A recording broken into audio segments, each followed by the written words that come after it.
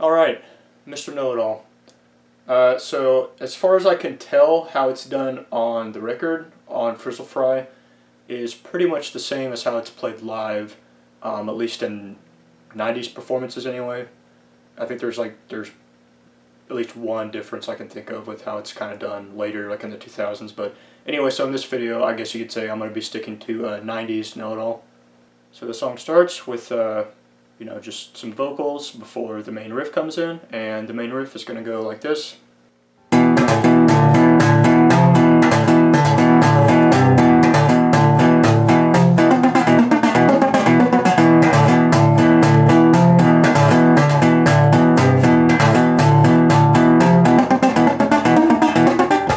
Okay, to play that more slowly.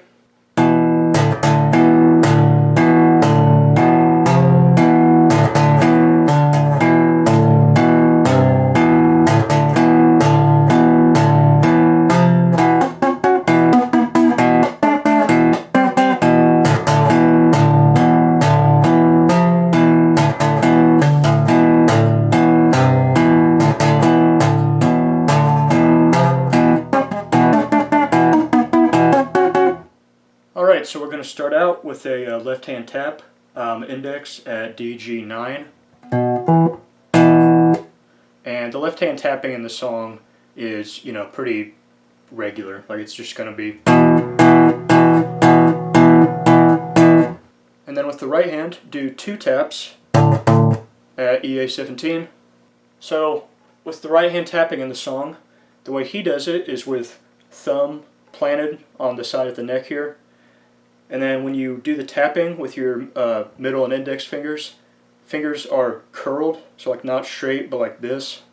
This angle would probably show that a little better.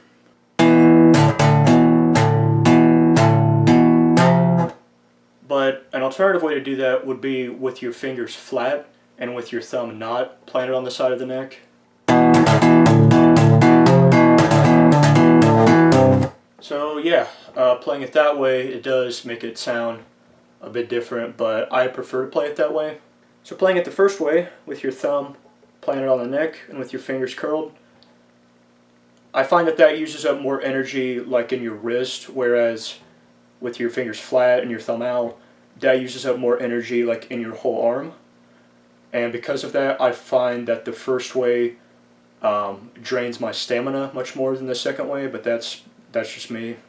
A second reason why I prefer to play this way with fingers flat is because then I'm always hitting the E and A strings, because fingers are forming this like flat surface here that's going to cover all that space across the strings. Whereas playing it the first way with fingers curled, you don't really have that surface, it's just like two fingertips. So I find that sometimes I miss hitting the strings. It's either too high or too low. But I would also say that playing it the first way gives me more precision with moving my hand up and down the neck.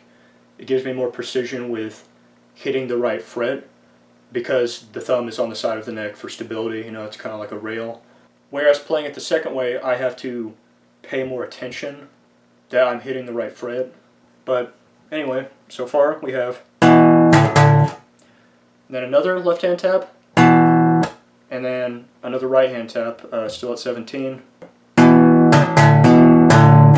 And then left tap, right tap, another single right tap, left tap. And then we're going to take up here to EA20 to do a tap.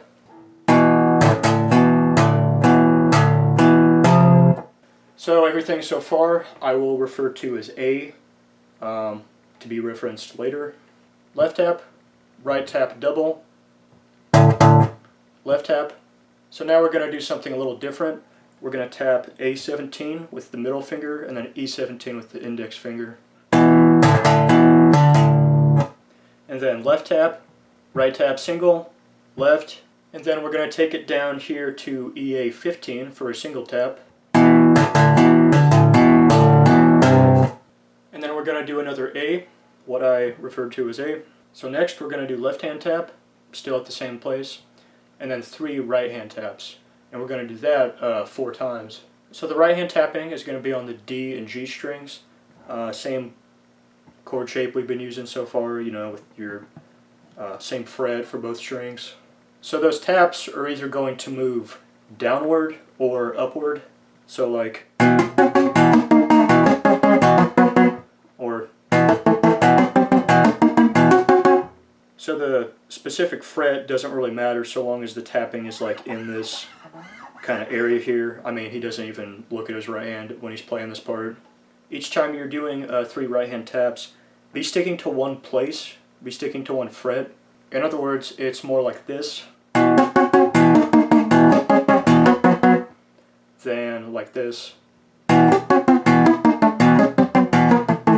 From the live performances that I've seen, that right hand tapping at this part, moving either downward or upward, it tends to be downward. Sometimes it's upward, but the majority of the time it seems to be moving downward with that. Okay, so as we go into the second verse, we're going to cap off the main riff with a, it's this chord here, A7, D, G9. We're going to strum that. And I think this is right as he says the word call. So like, they call me Mr. Know-It-All. And we're going to do a slapped slide kind of thing here on the word taste. So like, and I've such elegant taste! At around the 1 minute mark, we're going to go into a different section here. Herb and Lur start playing something different, but the main bass riff is going to continue. So we have the main bass riff once, but at the end of it, that part, the right hand tapping is all going to be at EA12. And then our main riff a second time, ending with some tapping upward, just before the slide riff comes in, I'm going to call it.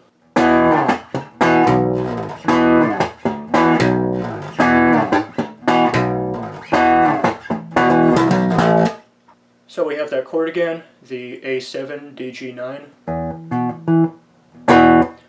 strum downward and slide down, and then muted strum down, muted strum up, and then we're going to strum that chord again, strum downward, and then come back up to pluck E7. And we're going to finish up the slide part with a, so that's strum down, strum up with that chord, and then slap an E8, and then 7, 5. So in the third verse, I think, we're going to pluck open E on the word must. Well, I must be Mr. Know-It-All.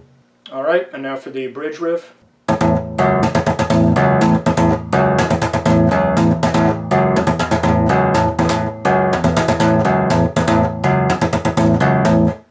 So the left hand tapping is AD4, and the right hand tapping is going to be EA12. So 2 right hand taps and then 1 left hand tap.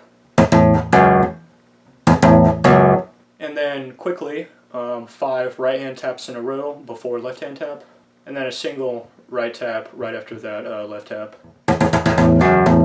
So yeah, we're just going to repeat all that, and towards the end of the bridge we're going to start doing this strummed chord at DG5. A great place to use distortion.